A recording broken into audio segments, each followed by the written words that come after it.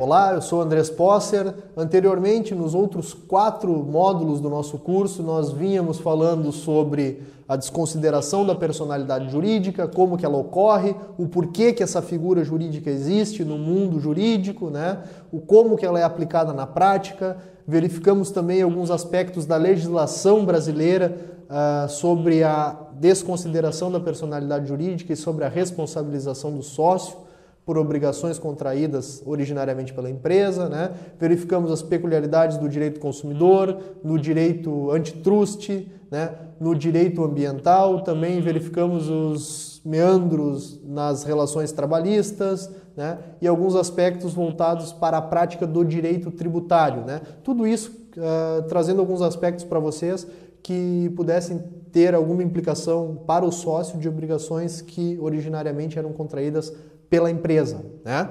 Então agora, na última parte do nosso curso, né, feito esse apanhado geral de tudo aquilo que nós já tratamos anteriormente, vamos analisar agora como que o sócio resulta diante da desconsideração da personalidade jurídica, né? Então, já verificadas essas questões elementares anteriores, vamos verificar o que acontece efetivamente na vida, no patrimônio do sócio. Então, verificadas as hipóteses em que pode acontecer a desconsideração da personalidade jurídica, o que acaba acontecendo para o sócio ou para os sócios de uma empresa? Via de regra, né, por todos os elementos legais que nós verificamos até agora, a responsabilidade acaba recaindo somente sobre o sócio administrador, sobre o sócio gerente ou sobre aquele sócio que incorreu numa atitude fraudulenta, numa burla à legislação, num abuso ao uso da pessoa jurídica, né? No abuso da tocada dos negócios da empresa. Então, via de regra, né, numa visão ampla do Instituto, a responsabilização ela fica adstrita ao sócio que incorreu numa atitude reprovável pelo ordenamento jurídico brasileiro, ok? Então, pontualmente, a responsabilidade é com relação àquele sócio que praticou o ato lesivo, tá? Existe, evidentemente, algumas exceções que a responsabilidade pode ser de todos os sócios, né? Como nós vimos no tópico anterior, no tópico 4 do nosso curso, né? As peculiaridades sobre a legislação tributária, né? Que pode acontecer a responsabilização de todos os sócios, né? Quando há uma dissolução de uma sociedade de pessoas. É aquela previsão contida no artigo 134 do Código Tributário Nacional, onde todos os sócios de uma sociedade de pessoas, a partir da dissolução dessa sociedade, passam a figurar como responsáveis pelas obrigações tributárias daquela empresa. Mas, volto a dizer, via de regra, a responsabilidade é específica do gerente ou daquele sócio que praticou o ato fraudulento, ok?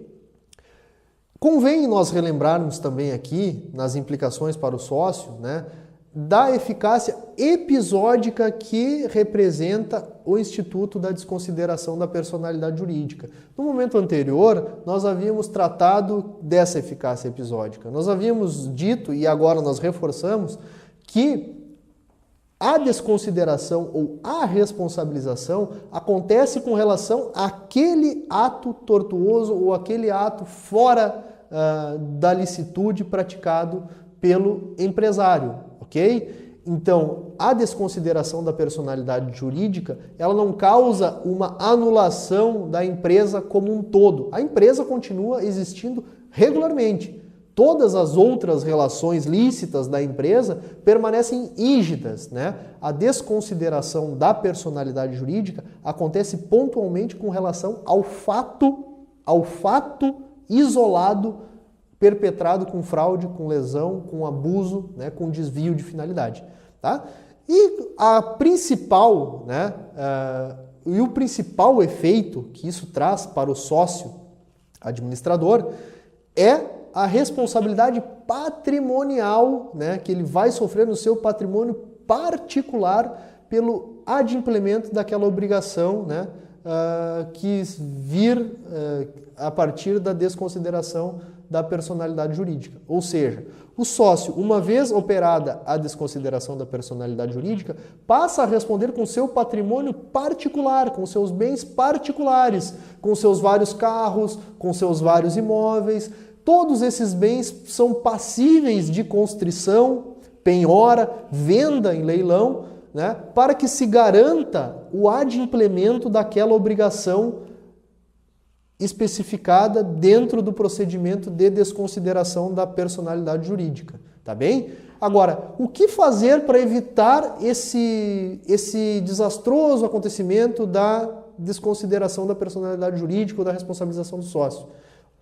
Olha, por tudo que nós já tratamos até agora, fica mais do que evidente, é só atuar dentro da lei, que o sócio não precisa ficar receoso com relação a qualquer ato que possa implicar na sua responsabilização pessoal, sua responsabilização patrimonial, né, com relação a uma obrigação que originariamente teria sido contraída pela empresa.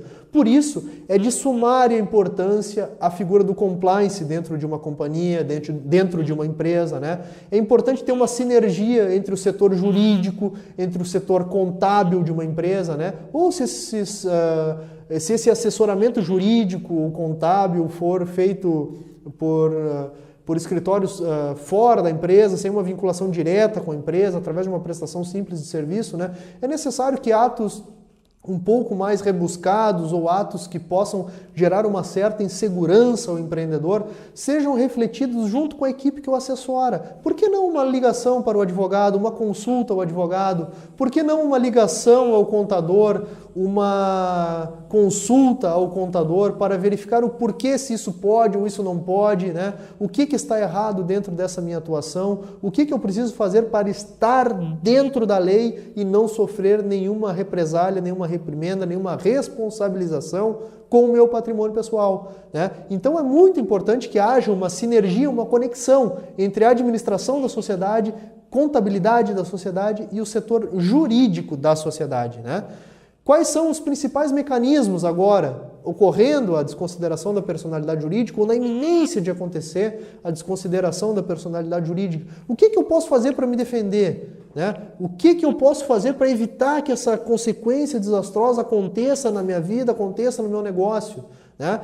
Então, nós verificamos que existe um incidente processual a ser seguido, há um procedimento a ser seguido para que se opere a desconsideração da personalidade jurídica. Com base nisso, então, há uma possibilidade do sócio, exercendo contraditória e ampla defesa, né, de se defender com relação àqueles aspectos que possam lhe ser imputados, né, aquelas responsabilizações que possam lhe ser imputadas, melhor dizendo, a título de uma obrigação que originariamente teria sido contraída pela empresa. Então, existe a possibilidade, existem mecanismos de defesa, sim, né? Se a atitude for lícita, né, existem mecanismos de defesa de sobra, né? Até porque fraude, como já dito, não se presume, fraude se comprova. Então, se a atuação do empresário for dentro da lei, a defesa as chances de defesa são muito mais exitosas, né, para que se opere, então, uma condução mais eficaz desse incidente aí, afastando a responsabilidade do sócio, né? É muito importante nós termos bem nítido, né, a excepcionalidade do instituto da desconsideração da personalidade jurídica. Ele não acontece por qualquer coisa. Existe, né, uma exigência da norma para que determinadas situações, para que o instituto da desconsideração da personalidade jurídica ocorra somente em determinadas situações, que foi o que nós vimos no decorrer do nosso curso. Existem N situações específicas no direito do consumidor, no direito antitruste, no direito ambiental, existem as particularidades do direito do trabalho, existem as particularidades do direito tributário com relação à responsabilização do sócio. Então isso não vai acontecer por acaso, existe uma norma a ser seguida, então há um aparato a ser seguido pelo empreendedor, né, para que ele não seja responsabilizado e também para configurar a excepcionalidade da medida, né? Não é pura e simplesmente pela vontade de um credor que vai se operar a desconsideração da personalidade jurídica, né? Ela ocorre de um modo excepcional se acontecer aquelas situações previstas em lei, né, para que ocorra a responsabilização do sócio. Tá bem? É importante aqui nós termos bem nítido que um mecanismo de defesa também, a desconsideração da personalidade jurídica, pode ser até mesmo a prescrição para a invocação do Instituto da Desconsideração da Personalidade Jurídica. Veja que o lapso prescricional para que um credor ou para que uma pessoa interessada, né, possa requerer a responsabilização do sócio, né, o prazo prescricional para isso é o mesmo prazo da obrigação de direito material. Por exemplo, eu só vou poder requerer a responsabilização de um sócio para o adimplemento de uma obrigação se ainda não transcorrido o percurso do prazo prescricional daquela relação de direito obrigacional, né? Daquela relação de direito material. Por exemplo, para a execução de uma nota promissória, eu não posso requerer a responsabilização do sócio, né? A desconsideração da personalidade jurídica e a responsabilização do sócio, né? Depois de transcorridos o prazo trienal da prescrição. Então é muito importante também se ater, de repente, a esses mecanismos, né, formais para se conduzir uma defesa, dependendo do caso concreto, né, para tentar evitar a responsabilização do sócio com relação à desconsideração da personalidade jurídica. Tá bem? Vamos agora analisar um outro tópico muito peculiar com relação às implicações para o sócio pelo uso indevido da personalidade jurídica. Vamos lá. O ponto peculiar que nós queremos trazer para vocês no final do nosso curso diz respeito à desconsideração inversa da personalidade jurídica. Mas como assim desconsideração inversa da personalidade jurídica? É exatamente isso. É quando o sócio acaba se utilizando da empresa para mascarar o patrimônio particular, né, para se imiscuir do adimplemento de uma obrigação particular do sócio. Então ele se vale da roupagem da pessoa jurídica, né, para ocultar patrimônio e se imiscuir do cumprimento das suas obrigações particulares. Com relação a isso, pode ocorrer o que em teoria se chama de desconsideração inversa da desconsideração da personalidade jurídica, tá bem? Que é quando a empresa acaba sendo responsabilizada, é verdade, a empresa pode ser responsabilizada por uma obrigação do sócio. Isso é muito comum, pessoal, no direito de família. Quando o empresário, em vistas de se separar ou para se furtar do pagamento de uma pensão alimentícia, acaba transferindo todo o seu patrimônio em imóveis, suas aplicações financeiras, seus veículos, para o nome da empresa e fica totalmente descapitalizado, frustrando eventuais credores. Com relação a esse expediente tortuoso do sócio, então, pode-se operar a desconsideração inversa da personalidade jurídica, inclusive prevista no Código de Processo Civil, né, para que se busque a responsabilização, né, dentro da empresa para uma obrigação pontual do sócio que está se valendo da roupagem da pessoa jurídica para se imiscuir do cumprimento das suas obrigações. Tá bem? A partir de todos os pontos que nós tratamos no nosso curso, nós buscamos deixar bem claro para vocês e aproximar de vocês uma realidade prática de como pode acontecer a responsabilização do sócio por obrigações contraídas pela empresa, a partir do Instituto da Desconsideração da Personalidade Jurídica, né? Com base nisso, nós tentamos aproximar aspectos práticos de vocês, né, para que vocês possam ter uma visão mais ampla de como as coisas acontecem na prática, né, de um jeito efetivo, né, para que vocês possam aplicar no seu cotidiano como empreendedores, como aplicadores do direito e, enfim, como estudiosos do tema, né, seja para qual finalidade for, né.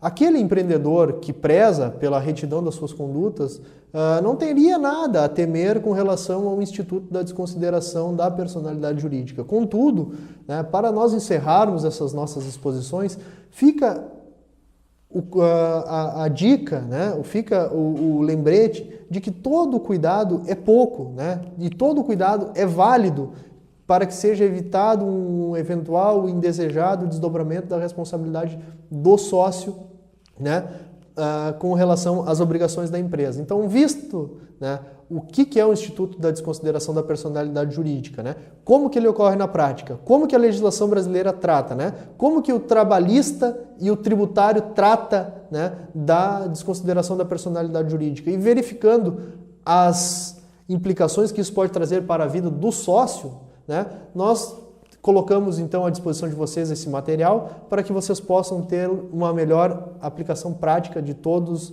os institutos aqui que nós colocamos e que nós esclarecemos para vocês.